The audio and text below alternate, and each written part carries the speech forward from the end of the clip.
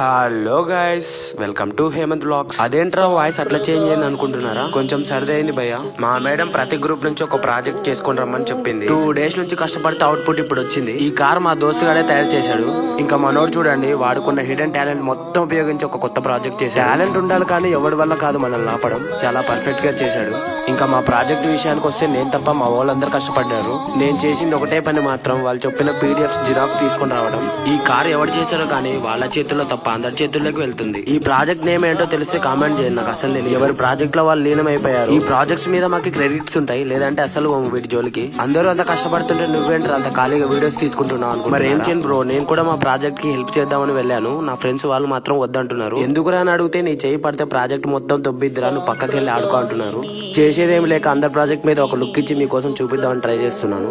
మొత్తానికి మా project submission పూర్తయింది. మా వీడియో మీకు నచ్చినట్టయితే లైక్ చేయండి, కుదిరితే సబ్స్క్రైబ్ చేయండి. మా వీడియో చివరి దాకా చూసిన వాళ్ళందరికీ థ్యాంక్ యూ ఫర్ వాచింగ్.